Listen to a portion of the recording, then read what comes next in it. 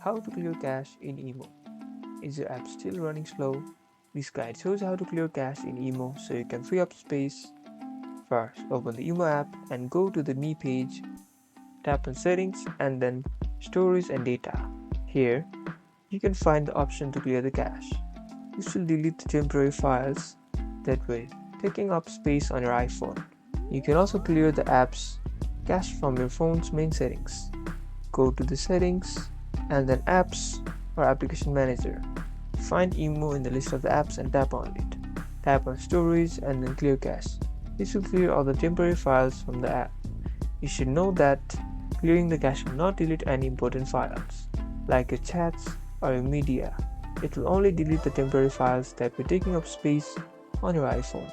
So you can clear the cache without any worries. You now know how to clear cache on IMO. Get ready to free up some storage space. Like and subscribe for more iPhone app tips.